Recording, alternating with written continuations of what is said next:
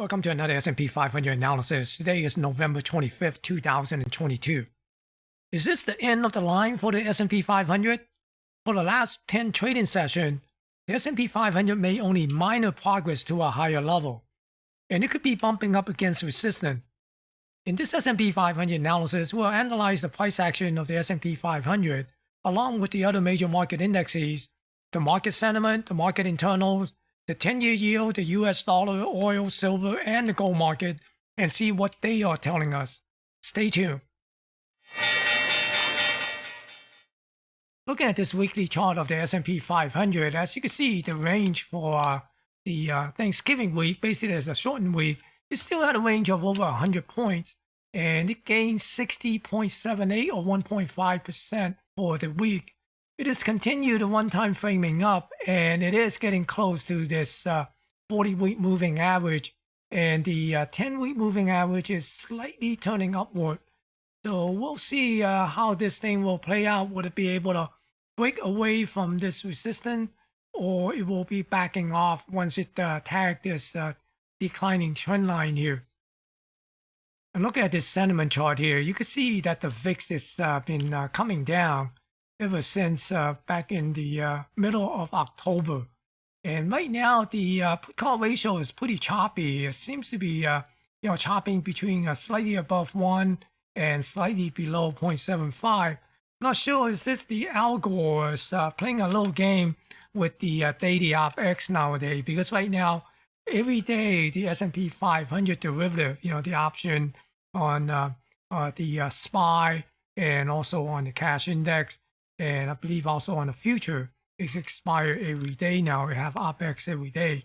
So the algo might be setting up these games here, going long and going short and try to create these little squeeze up and down.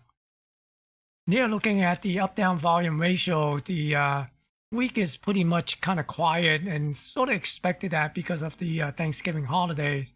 And the advanced decline is also kind of subdued as well, although it is positive for most of the week. Pretty hard to read for this holiday week. And here we see the New York Stock Exchange new high still slightly outnumbered the new low, so that is a little bit of a switch. Remember, we have seen a lot of new low down here between the month of September and October. But back in August, we also saw a short period where the new 52-week high outnumbered the new 52-week low. So maybe that is also a kind of sign of peaking at this little run up here. So we'll see. And for the cumulative AD line for the New York Stock Exchange, see that it is coming up along with the S&P 500. And here for the NASDAQ 100, we see the NASDAQ 100 close down on Friday with a negative up-down volume ratio. So that means the up-down volume ratio is in favor of the down volume.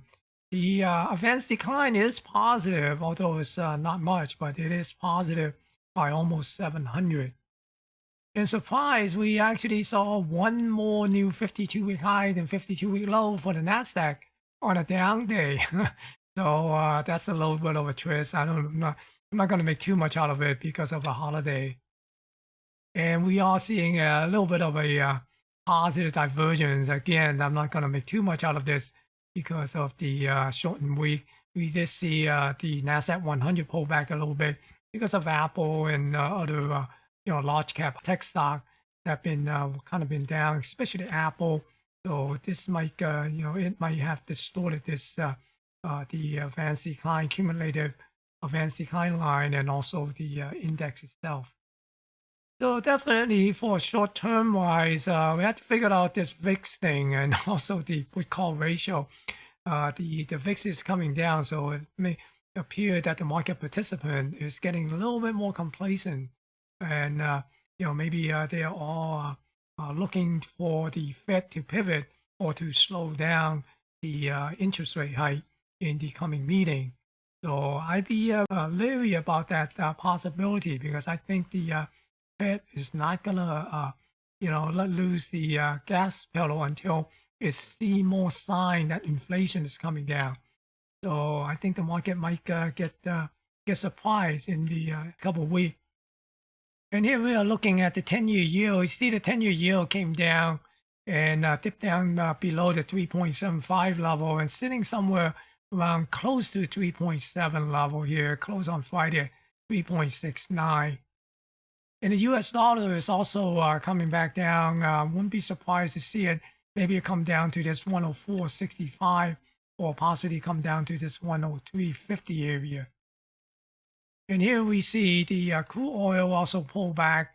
So typically when we see a weak dollar, we should see crude oil run back up. But this is probably a little bit of a preparation for the price cap of the Russian oil proposing from the United States and the European nations. So we'll see how this thing plays out. But I do expect the crude oil to come back up after some of these geopolitical stuff gets sorted out, and then unless the dollar start bouncing back up, we should see oil possibly come back up to this 82, 83 area, and then we'll see will it be able to get above the 90 once again. And here silver is got a little bounce, although we got a little bit of a pullback, a small slight pullback on Friday, but do expect it to come back and test the 22 area once again and see what it get above it next time and pushes up to this 26 area. And gold is also getting a little bit of a pullback and a bounce. So once again, we're basically watching this to see will gold come back up to this 1823 area here. Now let's take a look at the price action of the indexes, starting with the S&P 500. So you can see we got this trend line coming down, and it is coming up to this zone here and to this trend line here. And here, as you can see, price came up to the upper range of the weekly expected move, somewhere around this 40.34 area here. You can see that it's bumping up against it. So it did close just right underneath that. It closed at 40.26. So for the coming week, with the range that we will be looking at will be somewhere in the 41.10 to 40.98 for the upper range, and 39.54 and 39.30 for the lower range. The other thing is looking at this trend line here, and also we got this gap here. So for the coming week, we could be looking at the possibility of coming up to this gap fill and possibly tag this upper range zone here. That would be on the upside, and then we'll be watching to see how the price will react. Would it come back down and try to make its move back into the lower range, which would be the 39.54, or would it continue to push higher and get up to this 4200 area and fill this gap here? So those are the zone and the scenario that would be keeping an eye on for the S&P 500 for the coming week. And for the NASDAQ 100, you can see the NASDAQ 100 did not get up to the upper range of the weekly expected moves. Kind of close in the middle of it. And the thing is, it did try to come down to the bottom of the zone early in the week, but it was able to hold this support area and got a nice bounce. So for the coming week, we'll be looking at these ranges here. And the range will be somewhere around 12,110 to 12,054 for the upper weekly range. And the lower weekly range will be 11,457 and 11,360. And looking at the zone here, we got some of these price zone here. So for the coming week, if the NASDAQ 100 is able to continue to push higher, then watch for this upper range of this zone to get tagged, and also could possibly encounter resistance here, because we do have some potential resistance level up here in this zone. And if we could get to this upper range, then watch for the declining trend line. Now, also the other thing is I also put in a symmetry move, and there is this 786 into this zone here. This is the gap fill zone, and above this gap fill zone, pretty much at this high here, and that is the 100% measure move of this symmetry move. So I just kind of put that, kind of give a little idea of what are some of the potential confluence And so we're basically looking at that on the upside. On the downside is watch for this zone when it pull back for the lower range of the expected move. Would it be able to get a bounce off of this zone here near the 11,500 area and see would we get a zone and get a bounce back? And if it doesn't, then we'd be keeping an eye on the possibility of moving back down to try to fill this gap down at 11,037. And for the Russell 2000, we see the Russell 2000 kind of bumping up against this declining trend line. So we'll need to see what it'll be able to get above that next week and work toward this 1905 area, this 1900. And also I have a symmetry move here, and the 80% is somewhere at 1937, and the 100% major move in near this 1965 area, which is also up at this level here. So there's a little bit of a price zone up here as well. So that's the upside. If we could break through this trend line, look for this zone. And if we could clear this zone, then look for these, symmetry move target. And on the downside, essentially come down and see would it be able to find a, bounce off this trend line here. But if it's unable to bounce off this trend line, then look for a pullback to fill this gap here and come down to the 1786 area. And looking at the Dow Jones Transportation, the Dow Jones Transportation is holding above this trend line here. So we're going to see will this breakout continue to move up. And if it does, then look for this zone up here, somewhere around this 14,974. And I also have a symmetry move as well. So from here to here, and then project up to 15,160, and that would be somewhere up at this area here on a 100% major move, and close to this zone here, this zone right here on an 80% move.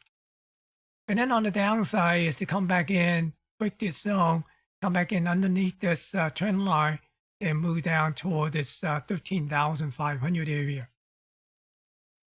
And here looking at the Dow Jones Industrial, the Dow Jones Industrial have been really pretty strong here, outperform everyone here. And I got a symmetry move here, is projecting up to almost 15,500 area up at this zone here. So it's near this pivot high.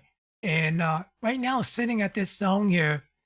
So if we could clear this zone and come up and look for the 35,000, is pretty much the 80% of this symmetry move, then watch this 35,500 area for the 100% move.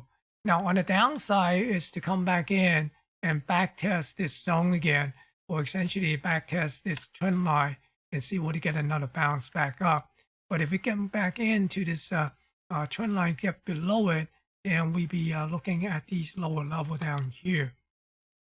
And for the New York Stock Exchange Composite Index, we also see it bumping up against this trend line here.